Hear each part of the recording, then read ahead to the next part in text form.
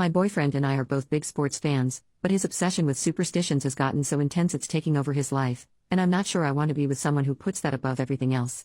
I, 24 female, have been dating my boyfriend, 24 male, for 17 months, and we have lived together for 5 months. He is a wonderful guy and he treats me great and doesn't have a mean bone in his body. We get along with each other's friends and families and we have the same sense of humor and common goals and beliefs. I know we are young and I don't want to rush, but I love him and can really see a future with him. There is just one problem that I feel is getting in the way. It may seem like such a stupid and insignificant problem because he doesn't hit me or cheat on me or use drugs or alcohol to excess.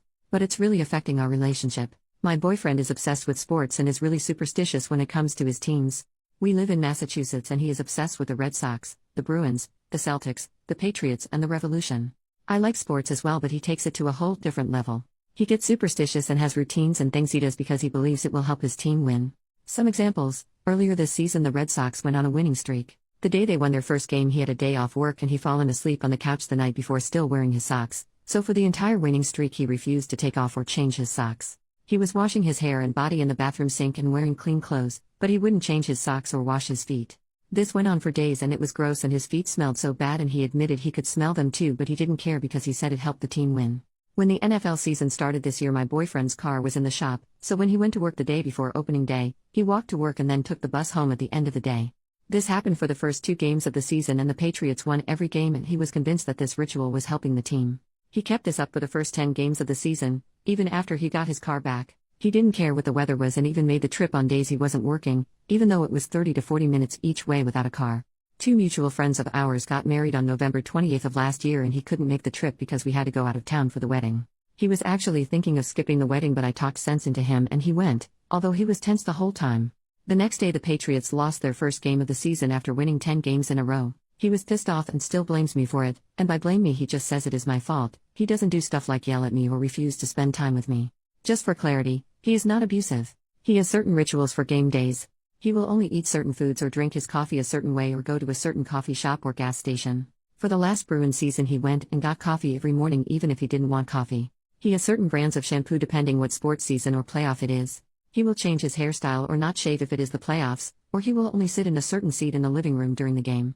When we moved in together I moved in with him because my lease was up but he still had 6 months left on his. The plan was that after 6 months we would find a bigger place. I have an almost new living room set with a couch, love seat and 2 recliners. His living room furniture is ripped and on the verge of breaking. He insisted on keeping his because he doesn't know the temperament of my furniture when it comes to the teams. Seriously. I am not trying to be snobby because mine is newer, but his is being held together with pieces of wood and duct tape and has holes in it. I know compromise is important and at the time it wasn't a hill I wanted to die on, so I agreed to keep his furniture and give mine to my parents because they were looking for replacements, but now in the big picture I see why it was a problem. Another example is our wedding. We aren't planning on being engaged or married yet, but we have talked about the future. He has said that if we ever get married and engaged, the proposal and wedding would have to be on days when none of his teams are playing because he doesn't want the wedding to influence a game or winning streak or something, because we can't have a wedding every day for the team to win. So far he thinks July or August because 3 of the 5 teams, Bruins, Patriots and Celtics, are on the off-season and there will probably be a day when the Red Sox and Revolution aren't playing. He can't guarantee it will be a Saturday though. I am not saying anything for now because we aren't at the wedding or engagement stage, but it bothers me that he is so serious about this that it would affect our wedding. If we did get married and it was a game day I wouldn't even mind getting married sometime before the game was on and then have TV with the game at our reception. As I said, I'm a sports fan also, and I like the same teams he does. I enjoy watching sports but I think he takes it too far. These are just some examples, there are many others. I have tried talking about this and he's saying I don't understand how important all this is. As I said, he doesn't pick fights with me or yell or mope or anything and he doesn't get emotionally or physically abusive. His family members are sports fans also and they say he has always been like this. Although they don't take it as far as him and they thought he was being dumb with the walking to work so the Patriots would win. I convinced him to talk to a therapist about these compulsions and that included couples therapy where we could talk, and he agreed to go, but the therapist said he didn't have a problem and was normal, and yes, he was honest in therapy, at least when I was there. I wanted a second opinion so I picked a therapist and the same thing happened. So now he is convinced that he doesn't have a problem and I just don't understand. Like I said, he is wonderful in every other way. He is a good person, he isn't a snob to anyone and he treats me well and doesn't cheat or be abusive. He spends time with me and is attentive. And even when we debate about his sports obsession he doesn't yell or get mean. I love him very much and I can see a future for us. I enjoy watching games with him. But his obsession and superstition with sports is giving me second thoughts because while I like sports my life doesn't revolve around them. Since 2 therapists have said he is normal and not mentally ill or anything, he is convinced this is fine. We are due to move into a bigger place in a month, and while we haven't signed the lease yet, I'm not sure I want to do it without addressing this, but I don't know what else to do to make him listen. Am I being irrational and not understating, or am I right to be concerned about this and thinking of ending it? If anyone has any advice or thoughts, I would appreciate them. Thank you in advance for reading. Update 1 year later. Firstly, I would like to thank everyone who posted supportive and kind comments. I'm sorry I didn't answer them all. I had posted with a throwaway and some stuff had happened and I had forgotten I posted for a while. Now things have kind of evened out and I wanted to give an update for everyone who was supportive. He is now my ex-boyfriend. I read all the posts in a few days after I decided to talk to him again. It didn't go well at first, and that should have been a sign. There was a Red Sox game on when we were both home from work and they lost, and he was upset with me for talking to him and not letting him focus on the game, and interrupting the things he had to do. He was convinced they lost because of that and we had a huge fight.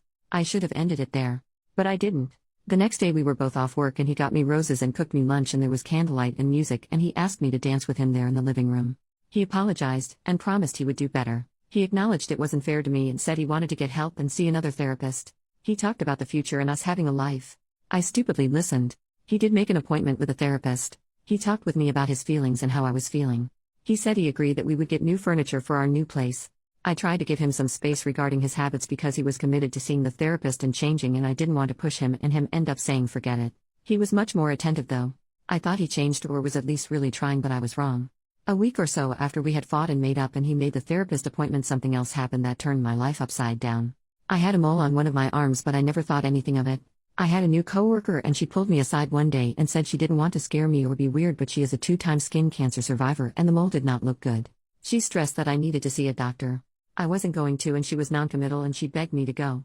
It turns out she was right and she saved my life. I made the appointment thinking the doctor would look in it and it would be no big deal. I had that mole for a while and never paid much attention to it. It was melanoma. I had to have surgery to remove the mole as well as to check the lymph nodes to see if it spread. The surgery was scheduled for a day my idiot ex-boyfriend had tickets to a Bruins preseason game. He asked me to postpone the surgery because he couldn't skip the game as it would affect the team. He was actually being serious. He went so far as to call my doctor and tell him I wanted to postpone the surgery and he was calling on my behalf. He said if I went through with the surgery he couldn't be there for me and I needed to understand because the team needs him. Then he actually freaking told me that I could not sit in his recliner the day I was scheduled to come home from the hospital because the Pats were playing and he needed to sit there for game day. I would have to take the broken couch. I am dead serious. I broke up with him. I called a friend whose dad had a truck and we packed all my stuff and he agreed that I could crash in her spare room for as long as I needed. It was the last month on his lease and I paid the landlord the last month of rent because even though I wasn't on his lease I didn't want him to be able to say I left him high and dry. I cut all contact with him and blocked his phone number and email address. It was on the 18-month anniversary of the day we met and had our first date and the 6-month anniversary of the day we moved in together. I thank God, the universe, and whoever that I didn't sign the lease for the new place we had planned to move into together with him or combine my money with him. I had the surgery. I got so lucky. It was stage 2 and had not hit the lymph nodes yet. I had to stay in the hospital for a couple of days, but the wound was looking okay and not infected, so I was discharged to go home. The waiting was agony, and the worst thing, I also was not in the best emotional state because of what had happened with my ex.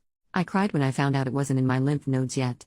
The doctor said it would have hit them and spread in under a year and I would have been much worse off. So now I am hyper away of the sun. I go for skin checks every few months and I have a nasty scar. But it could have been so bad. That coworker saved my life, and we are friends now. Yesterday was the 1-year anniversary of my surgery. I had so much support from my friends, family and coworkers. I will never forget it. Once I recovered and went back to work, I got a small promotion. I started night school for college last month, while I work full-time during the day. I've taken up rock climbing and last month I started night school. It will really help my career and I am excited about it. I'm single since I broke up with my ex, but on Monday I had an impromptu date at the juice bar with a guy I'd bumped into at the gym. It felt good just to be social again and he seemed nice. That's my update. I want to thank everyone again. I haven't seen or talked to my ex since I broke up with him and left. I did hear through the grapevine that he stayed in his place when the power went out and there was no heat for more than one day when the temps were below freezing and there was a blizzard because he wanted to sleep in his bed and sit in his chair to help his teams. He apparently had to be taken to the hospital for exposure because it was so damn cold. If he doesn't want to change, that's his problem and not mine now.